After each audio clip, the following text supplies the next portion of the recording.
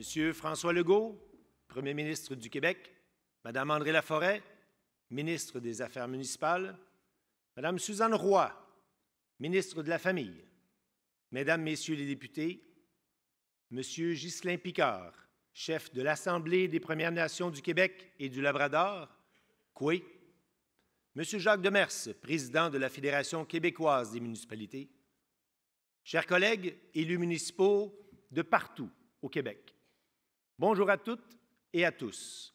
Bienvenue aux Assises 2023 de l'Union des municipalités du Québec. Avant toute chose, je souhaite, en votre nom, apporter mon soutien aux régions touchées par les inondations. Pour les 2 pompiers volontaires décédés en service à Saint-Urbain, Christopher Lavoie et Régis Lavoie, je vous invite à observer un moment de silence.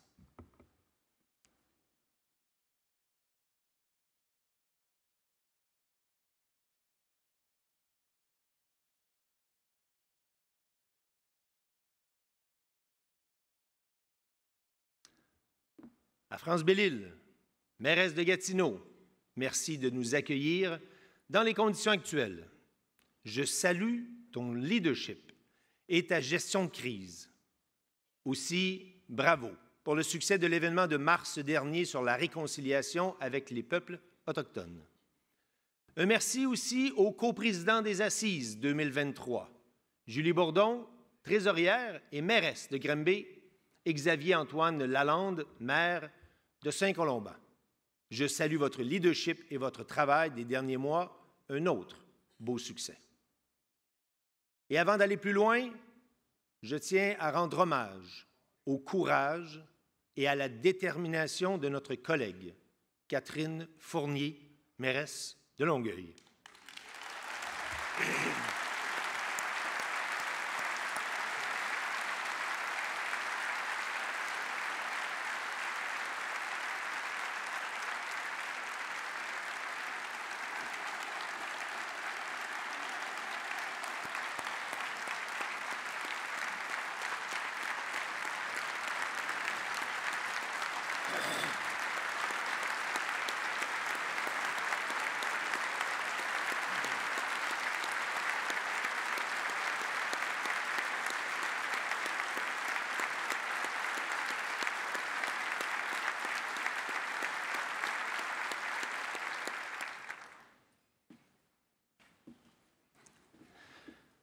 Je participe aux Assises de l'UMQ depuis 16 ans déjà et j'ai été inspiré par des présidentes et présidents à qui je souhaite rendre hommage aujourd'hui.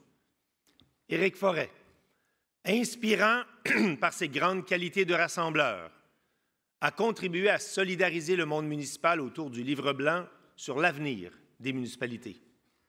Mon amie et ma députée, Suzanne Roy, est reconnue pour son engagement.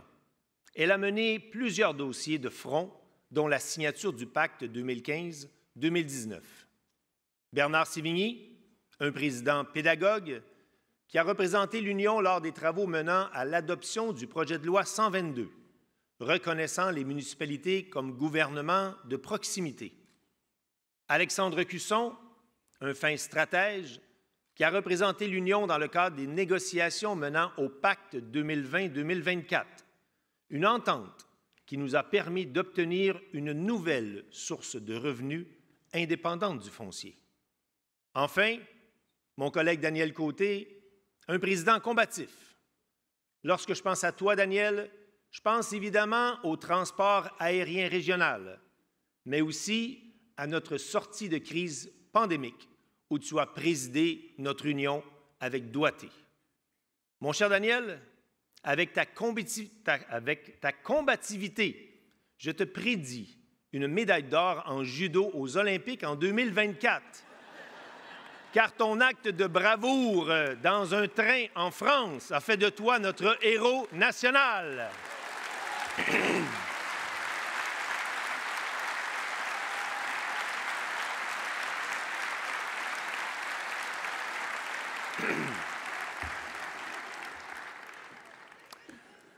Pendant mon mandat, je défendrai les qualités de mes prédécesseurs qui constituent aujourd'hui les forces de l'UMQ.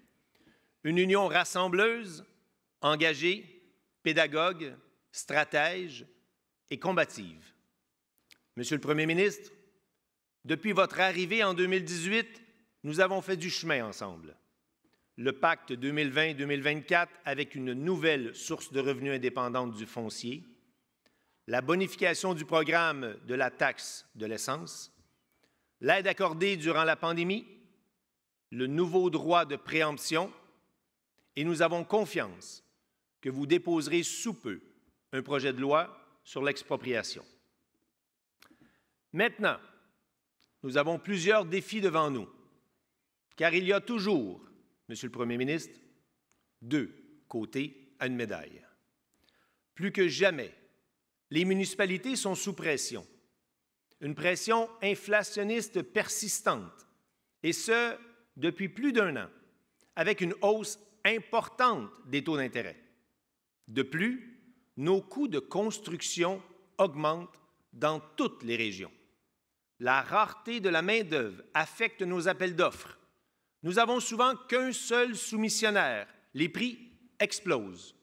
De nombreux projets ont été tout simplement reportés ou abandonnés. À ce sujet, Monsieur le Premier ministre, nous avons été particulièrement déçus par le dernier budget du Québec. Nos attentes étaient importantes. Nous entamons ensemble les prochaines négociations du pacte 2025-2029, un pacte particulièrement important pour les municipalités du Québec. Et pour nous, ces négociations doivent débuter sur des bases solides.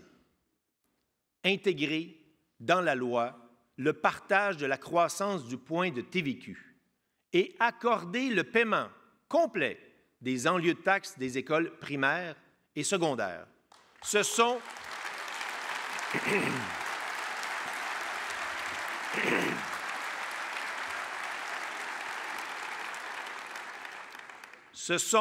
deux priorités pour nous.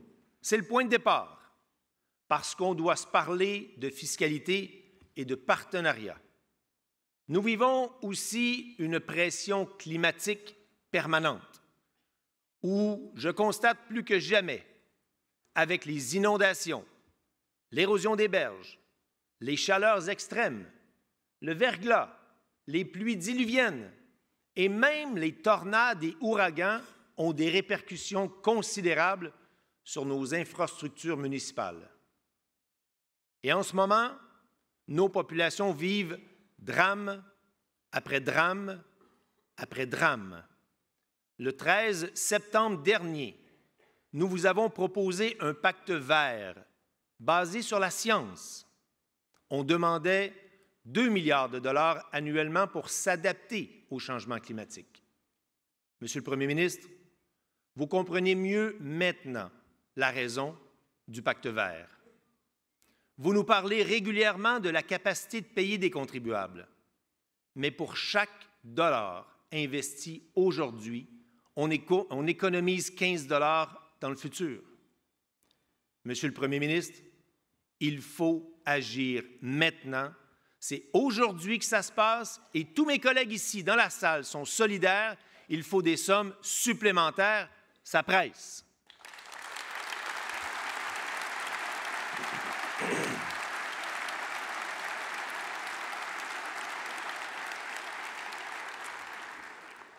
Enfin, il y a une nouvelle pression sur les responsabilités municipales partout au Québec. Et c'est pourquoi, chers collègues, je pars dès la semaine prochaine dans toutes les régions du Québec pour échanger avec vous et m'assurer de bien maîtriser vos enjeux locaux, pour mesurer à quel point vous portez à bout de bras une multitude d'enjeux, pour savoir à quel point la pression est forte. La première responsabilité à laquelle je pense, l'habitation. Il faut construire 75 000 logements de plus par année pour préserver l'abordabilité. Pour les universitaires à Sherbrooke, pour les employés à Drummondville, pour les jeunes familles à Mont-Laurier et les aînés à Joliette. Les programmes sont importants, mais tellement complexes et inapplicables dans un contexte inflationniste. Je pense aussi à l'itinérance, un phénomène qui touche maintenant toutes les régions, de Montréal aux îles de la Madeleine, de Val-d'Or à Québec. Un phénomène occasionné par un désengagement de l'État et une difficulté d'accès aux services. Je pense à l'énergie. On doit réduire nos GES, mais on doit aussi électrifier nos transports. La transition énergétique, c'est maintenant pour nous, puisque Benoît à Tursault et Martin à Fermont ne peuvent accorder de permis de construction à leurs projets majeurs parce que l'électricité n'est pas disponible pour eux. Des exemples comme ceux-là, Monsieur le Premier ministre, il y en a trop. Je pense à la mobilité. Si l'avion ne décolle pas à Sept-Îles ou à Chibougamau, ce sont nos entreprises et nos municipalités qui en payent le prix. C'est la vitalité des régions qui est mise à mal.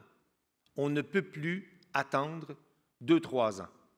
On veut des solutions maintenant. Toujours en matière de mobilité, nos municipalités contribuent annuellement à 1,2 milliard de dollars au budget d'exploitation du transport collectif, soit environ 40 du financement total. C'est trop. Je pense à l'aménagement du territoire. Monsieur le Premier ministre, l'éducation n'est pas notre responsabilité. Il faut corriger.